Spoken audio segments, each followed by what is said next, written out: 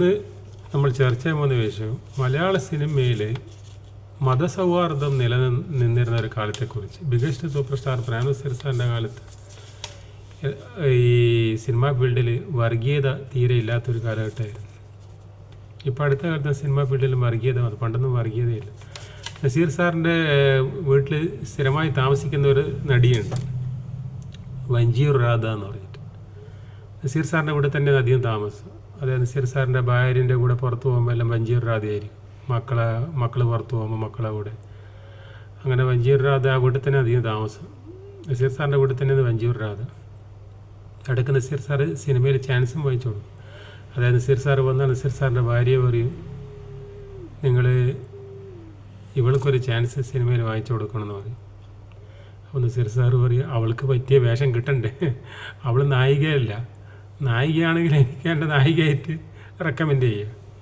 അപ്പോൾ അവൾക്ക് പറ്റിയ റോള് വരുമ്പോൾ ഞാൻ പറയാമെന്ന് പറയും. അങ്ങനെ നസീർ സാർ ചില പടങ്ങളിൽ അങ്ങനെ വഞ്ചിയൂർ രാധക്കുള്ള ചാൻസ് വരുമ്പോൾ ചാൻസ് വാങ്ങിക്കൊടുക്കും. പിക്ക് പോക്കറ്റിൽ അങ്ങനെ വാങ്ങിച്ചു കൊടുത്തത്. ജയൻ്റെ ഭാര്യയായിട്ട് പിക്ക് പോക്കറ്റിലുണ്ട്.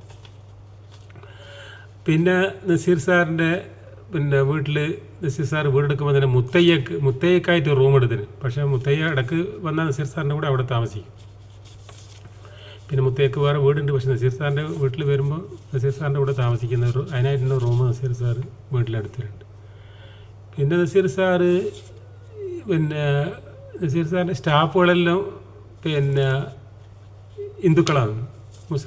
നസീർ സാർ മുസ്ലിമാണെന്ന് വിചാരിച്ചിട്ട് എല്ലാ മുസ്ലിങ്ങളെയും പക്കൽ അങ്ങനെ പരിപാടിയൊന്നുമില്ല. എനിക്കും നസീർ സാറിന് മുസ്ലിങ്ങളെ സ്റ്റാഫില്ല, എല്ലാം ഹിന്ദുക്കളാണ്. വർഗീയത തീരെ ഇല്ലാത്ത എല്ലാം ഹിന്ദു സഹോദരന്മാരാണ്. അതേപോലെ പിന്നെ മതസൗഹാർദ്ദം കാണിക്കുന്ന നടനായ ജയൻ ചേട്ടൻ്റെ പടത്തിലല്ലോ സത്താറിന് കൊച്ചിൻ ഹനീഫാക്കും റോള് വാങ്ങിച്ചു കൊടുക്കും. അതായത് അങ്ങനെ സത്താറിന് വാങ്ങിച്ച റോളാന്ന് തോന്നുന്നു ഈ ശരവഞ്ചരം, ശക്തി, ആവേശം, മൂർഖൻ, ബെൻസുവാസു, ആക്രമണം, ഇതെല്ലാം സത്താറിന് വലിയ വലിയ റോളാണ്.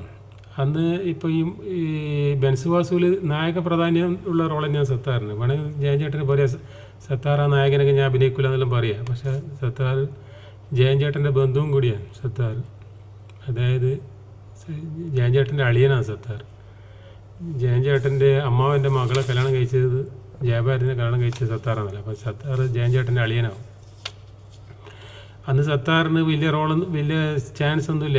ജയൻ ചേട്ടൻ്റെ പടത്തിൽ തന്നെ അധികം കാണില്ല സത്താറിന്. അതുപോലെ കൊച്ചിൻ ഹനീഫാൻ